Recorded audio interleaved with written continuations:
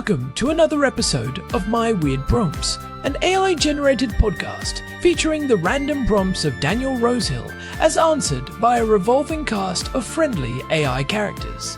Join us for deep dives into AI, technology, and whatever other random thing Daniel finds fascinating today. Subscribe on Spotify or your favorite podcatcher. Now, today's episode. This episode was generated using artificial intelligence. Please verify facts. Hi there, Herman and Corin. So I think I mentioned in a previous episode that one of my strange pursuits that sounds like an incredibly bad idea a few years later, but it's an interesting way to see some of the most fascinating parts of Israel was what you might call border spotting.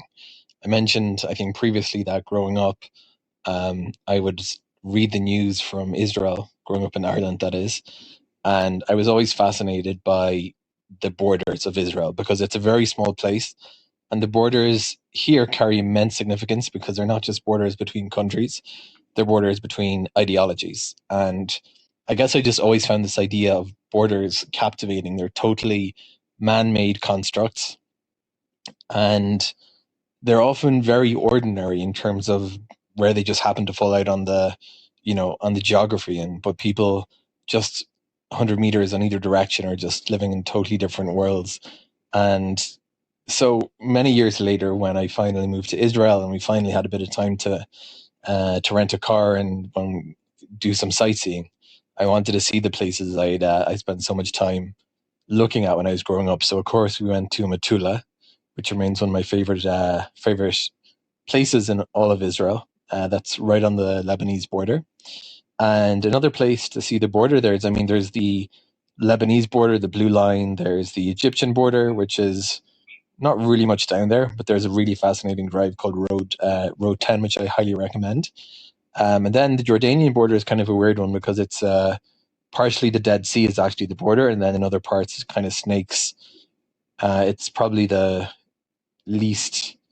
there's probably least places to see it, but there's interesting sites like Qasr al-Yahud. Anyway, I could talk for a while about border adventures in Israel. But one of the borders is the border with Syria. And one of the places you can see the border is Shams, which is a Druze town. And for anyone who wants to do this, as always, I say check the geopolitical situation before approaching any international border, but it's not too hard to find. It's literally just on the east of the town of Majul Shams. There's the border right there. It's the border, for those who haven't been next to a border in Israel, it's typically just a big fence. There's a sign saying like international border, you can't go any further. But that's kind of all there is to see. But you will be able to see across the fence is Syria. And for Majul Shams particularly, you have Kuneitra on the other side. You have the Golan, the Herman up there in the north. And what you're actually looking at on that border is specifically Undoff line. Herman Poppleberry will correct me as he always does. I'm going to say line Bravo, and it's line Alpha on the Syria side, but it might be the other way around. But it's a DMZ. And Undoff, which is one of the missions, there's several UN missions in Israel. UNDOF is the United Nations Disengagement Observation Force, and they have kind of patrolled that area. Now, I have to be honest, I've never quite understood this DMZ. From what I understood, there was supposed to be a DMZ means, right, that there's nothing, both countries, Israel and Syria, which don't recognize one another, don't have civilians in that area, and it's not a very big DMZ.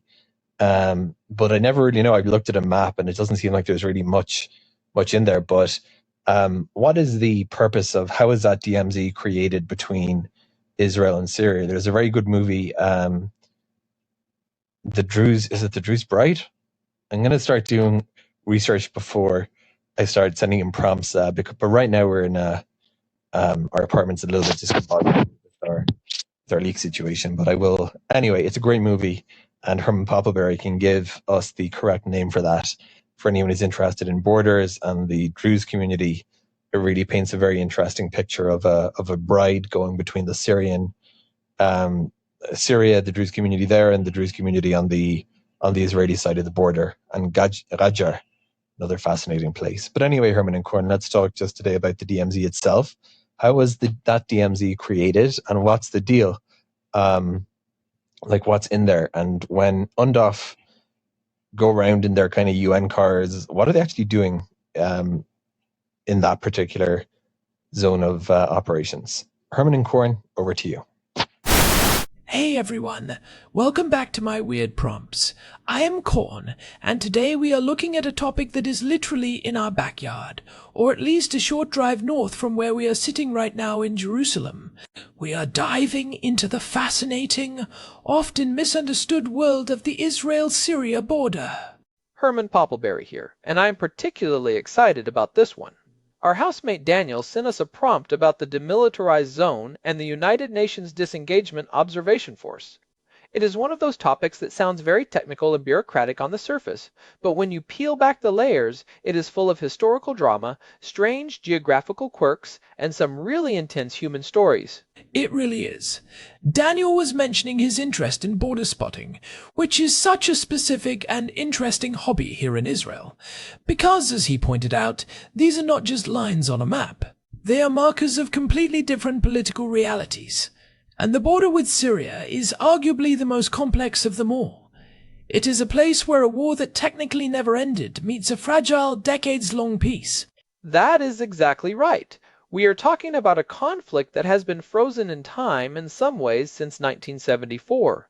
To understand the demilitarized zone, or what the United Nations calls the area of separation, we have to go back to the aftermath of the Yom Kippur War, also known as the October War of 1973. Right. And just to set the stage for everyone, the Golan Heights is the plateau where all of this happens. Israel captured most of it from Syria in 1967. Then, in 1973, Syria launched a massive surprise attack to try and take it back. They almost succeeded in the first few days, but Israel eventually pushed them back and actually ended up even deeper into Syrian territory, creating what was called the Bashan Salient, which was a bulge of Israeli-controlled land that reached within artillery range of Damascus. Exactly. And that salient is the key to why we have a demilitarized zone today. By early 1974, both sides were exhausted, but they were still locked in a war of attrition. Henry Kissinger, the United States Secretary of State at the time, engaged in what became famous as shuttle diplomacy. He was literally flying back and forth between Jerusalem and Damascus, trying to hammer out a deal that would get the Israeli troops out of that salient and create a buffer. And that led to the Agreement on Disengagement between Israeli and Syrian forces, signed in Geneva on May 31st, 1974. This is the document that created the world we still see today on that border. It established 3 very specific zones. Herman, you want to break down those lines? Because I know you have the maps memorized. I do. It is a very structured system. First, you have Line Alpha. This is the western boundary of the demilitarized zone, and it is the limit beyond which no Israeli military forces are allowed to pass. Then, on the other side, you have Line Bravo. This is the eastern boundary, and it is the limit for Syrian military forces. The space between Line Alpha and Line Bravo is the area of separation, or the demilitarized zone. And how big are we talking here? Because when people hear demilitarized zone, they might think of the huge gap between North and South Korea. Oh, it is much smaller and much more irregular. In some places, like near the ruins of the city of Kuneitra, it is only a few hundred meters wide. In other parts, it might stretch out to several kilometers. It covers about 235 square kilometers in total, and the crucial thing is that neither the Israeli military nor the Syrian military is allowed inside. Only the United Nations Disengagement Observation Force and some local civilians are permitted. This is where it gets interesting for me. Daniel asked what is actually in that zone. If you go up to one of the lookout points on the Golan, like Mount Bentel, and you look out over the valley, what do you see? It is not just empty desert, right? Not at all. It is actually quite green in many parts. There are farmers, mostly from the Druze community, who live and work in the area of separation. They tend to apple orchards and cherry trees. There are also several villages within the zone, like Hayder on the Syrian side of the line. But the most striking thing you see is the city of Kuneitra. Kuneitra is such a haunting place. It used to be the regional capital of the Golan. When Israel withdrew to Lean Alpha in 1974, the city was left in ruins. Syria decided not to rebuild it. They left it as a sort of open-air museum or a monument to the conflict. So, when you look through binoculars, you see these skeletal remains of buildings, a hospital, a mosque, all just sitting there in the middle of the demilitarized zone. It is a ghost city. And right next to it, you will see the white vehicles and the blue flags of the United Nations. This brings us to the United Nations Disengagement Observation Force, or UNDOF. They were created by the same 1974 agreement. They have about 1,000 troops, currently from countries like Austria, India, Ireland, Nepal, Philippines, and Ghana. I have always wondered about the day-to-day life of an UNDOF soldier. They are essentially stuck in the middle of two countries that are technically still at war. What is their actual mandate? What are they doing in those white armored personnel carriers? Their primary mission is to maintain the ceasefire. They do this through three main activities. First, they occupy observation posts and man positions throughout the area of separation. They are literally watching for any movement of troops or unauthorized weapons. Second, they conduct inspections. This is the part that most people do not realize. The agreement did not just create a demilitarized zone. It created 3 zones of limited forces on either side of the lines. Right. This is a great technical detail. It is not like you have the demilitarized zone and then a free-for-all on either side. There are tiers of military presence allowed, right? Exactly. There is a 10-kilometer zone, a 20-kilometer zone, and a 25-kilometer zone. In the first 10 kilometers from the line, each side is only allowed to have a very specific number of troops and tanks. Specifically, in that first 10-kilometer belt, they are limited to 6,000 troops, 75 tanks, and 36 short-range artillery pieces. UNDOF inspectors go out every 2 weeks on both the Israeli side and the Syrian side to literally count the tanks and the artillery pieces to make sure nobody is cheating. That sounds like a logistical nightmare. Imagine being a United Nations inspector and telling an Israeli or Syrian general, hey, you have 76 tanks here. One of them has to go. It actually happens. They file reports, and if there is a violation, they raise it with the respective military liaisons. It is a very delicate dance of diplomacy. But for the most part, for 40 years, it was considered the quietest border in the Middle East. From 1974 until about 2011, the system worked remarkably well. There were very few major incidents. But then the Syrian Civil War happened, and that changed everything. That is when the demilitarized zone stopped being a quiet buffer and started becoming a chaotic vacuum. Herman, talk about what happened to UNDOF during the height of the fighting in Syria. That was a dark time for the mission. Around 2014, al-Qaeda-linked groups like the Nusra Front began capturing territory on the Syrian side of the border. They actually attacked United Nations positions. They kidnapped 45 Fijian peacekeepers and held them for 2 weeks. They surrounded a group of Filipino peacekeepers who had to engage in a firefight to escape. I remember that. It was a massive crisis. The peacekeepers are lightly armed because they are there to observe, not to fight a war against non-state actors and insurgents. Exactly. They were not equipped for a counterinsurgency. As a result, UNDOF had to evacuate most of its positions on the Syrian side of the Line Bravo and move over to the Israeli-controlled side for safety.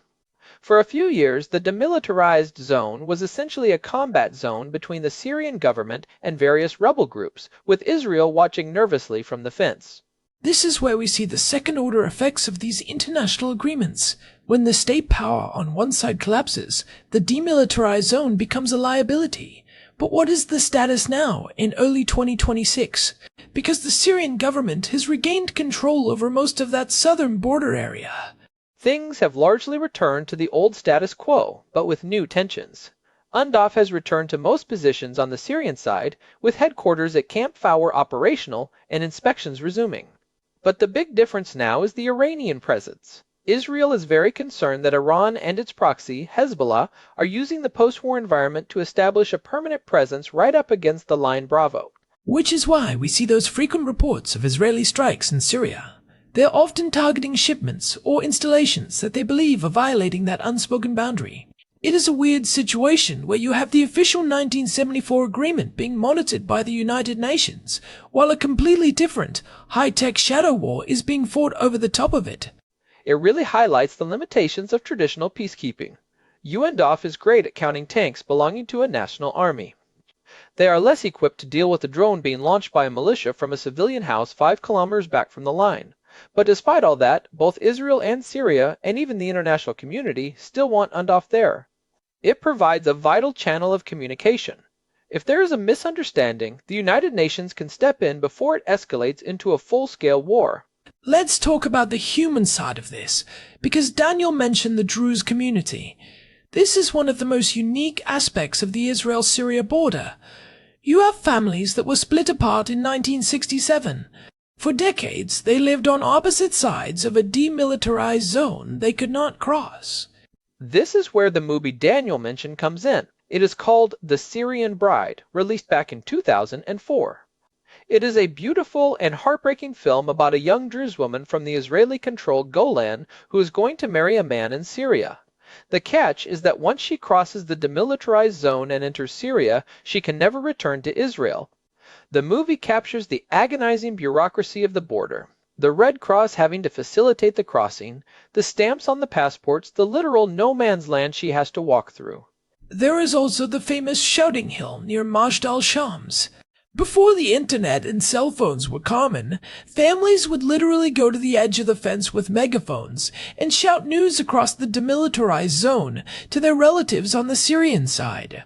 They would announce births, deaths, and weddings. It is a powerful image of how a political line can sever the most basic human connections.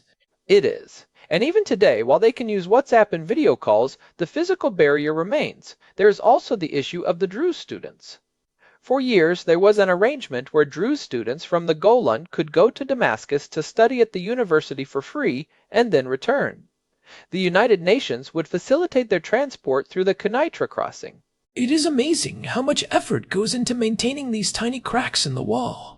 You have the International Committee of the Red Cross, the United Nations, and the militaries of 2 enemy states all cooperating just so a few hundred students can go to school or some apples can be sold. The apples are another great example. For a long time, there was an agreement where Druze farmers in the Israeli-controlled Golan could export their apples to Syria. It was a way to help their economy and maintain a link to their homeland. Thousands of tons of apples would be loaded into Red Cross trucks and driven across the demilitarized zone. It was literally called the apple trade. While the Civil War disrupted this for years, it remains a symbol of the potential for these zones to be bridges instead of just barriers.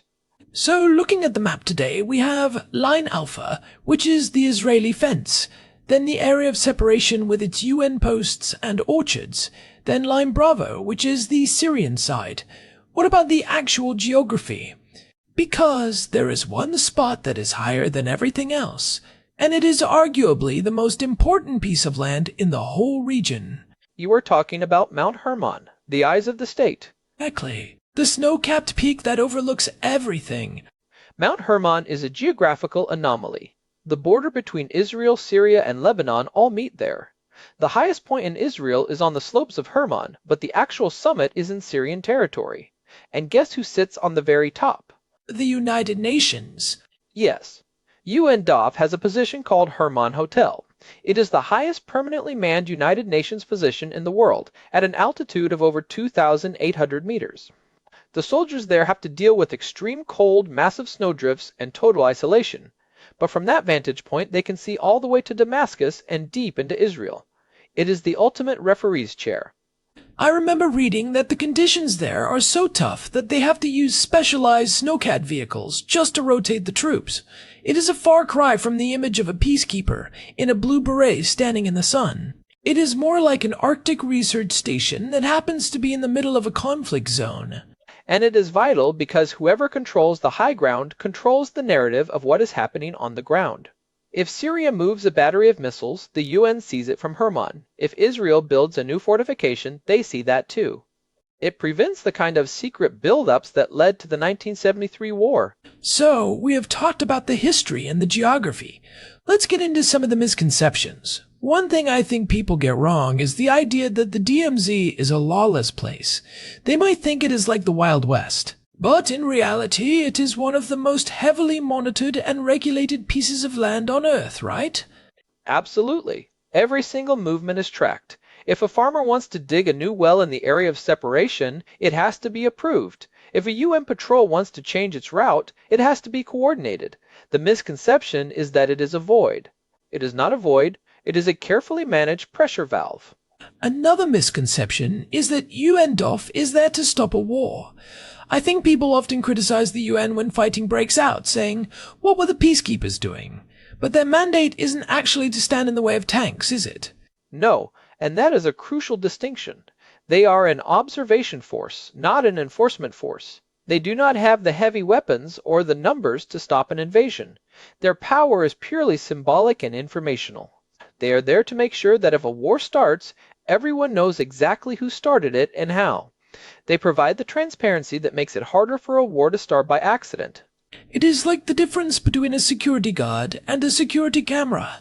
The camera doesn't stop the thief, but it makes it much harder for the thief to operate and provides the evidence afterward.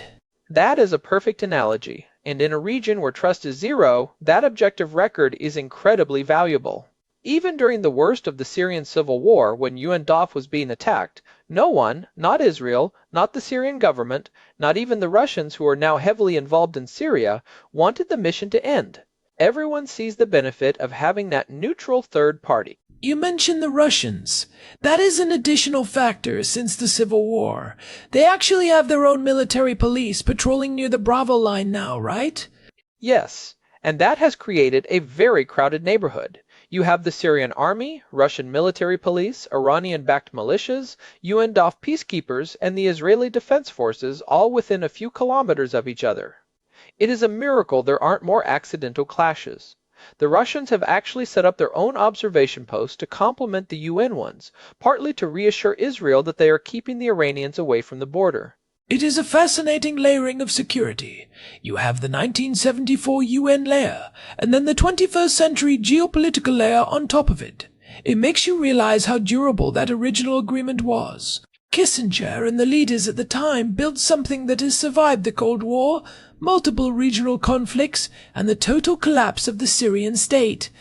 It is one of the few success stories of UN peacekeeping, even if it is a quiet one. It is not a perfect peace, but it is a managed conflict. And for the people living in the Golan, that management is the difference between a normal life and a catastrophe. Let's talk about the practical takeaways for our listeners. If you are ever in the north of Israel and you want to see this for yourself, where should you go? Daniel mentioned Majdal Shams, which is a great spot. Majdal Shams is essential. It is the largest Druze town in the Golan, and it is built right up against the fence. You can see the UN post from the main street. Another great spot is Mount Bental. It is an old Israeli bunker complex that has been turned into a tourist site. You get a panoramic view of the area of separation and the ruins of Kuneitra.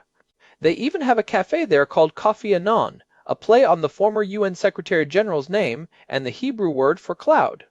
Very clever. And there is also the Tel Saki site, which gives you a sense of the incredible bravery and intensity of the 1973 fighting. When you stand there and see how close the Syrian tanks got to the edge of the plateau, you understand why the demilitarized zone was so important for Israeli security. And on the flip side, if you could stand on the Syrian side, you would see how the Golan Heights towers over the road to Damascus. For them, the DMZ is a buffer against Israeli power. It is a classic example of how geography dictates destiny. I think one of the most interesting lessons here is the power of specificity. The 1974 agreement didn't just say, let's have a buffer zone. It specified the exact number of tanks, the exact caliber of the guns, the exact kilometers of each zone. It removed the ambiguity that leads to escalation. Specificity is the enemy of conflict. When you have vague borders and vague rules, people test them. When you have a rule that says 75 tanks and not one more, it is much harder to accidentally build up an invasion force. It is a good lesson for any kind of conflict resolution, really. Whether it is international diplomacy or just an argument between housemates about whose turn it is to do the dishes. Clear lines and objective observers. Exactly. Maybe we should invite an UNDOF inspector to live with us and Daniel. They could count the number of unwashed mugs in the sink and file a bi-weekly report. I think Daniel would appreciate the transparency, though I am not sure he would like the results of the inspection. Well, I feel like I have learned a ton. Daniel, thank you for sending us down this rabbit hole. It is easy to take these borders for granted when you live here, but there is so much history packed into every kilometer. Definitely. And for everyone listening, if you want to see some of the maps we were talking about or see photos of those UN posts, we will have some resources on the website. Yes, check out myweirdprompts.com for all the show notes and our full archive. We have covered everything from Israeli logistics to the history of Jerusalem, so if you like this episode, there is plenty more to dive into. If you are enjoying the show, please leave us a review on your podcast app or on Spotify. It really helps other curious people find us. We really do love seeing where in the world people are listening from. This has been My Weird Prompts. I am Herman Poppleberry. And I am Corn. Thanks for listening, and we will talk to you next week. Stay curious, everyone. So, Herman, be honest. If you had to spend 6 months at the Herman Hotel observation post, could you do it? 6 months of isolation, freezing temperatures, and nothing but books and a high-powered telescope? Corn, that sounds like my dream vacation. I would have the entire history of the Levant memorized by month 3. I should have known. You would probably come back with a 5,000-page manuscript and a very impressive beard. The beard is a given. The manuscript might take a bit longer. But seriously, the view from up there must be life-changing. You see the world without the noise, just the land and the lines we draw on it. It is a perspective we could all use a bit more of. Anyway, let's get out of here before you start packing your snow gear. Too late, I already have my thermal socks ready. See you later. Bye, everyone. This episode was generated using Gemini Flash 3. Text-to-speech engine was Chatterbox Turbo. Thanks for listening to another episode of My Weird Prompts, an AI-generated podcast featuring Daniel Rosehill's AI prompts, as answered by a revolving cast of friendly AI characters including me, Cornelius the Sloth. Subscribe on Spotify or visit myweirdprompts.com.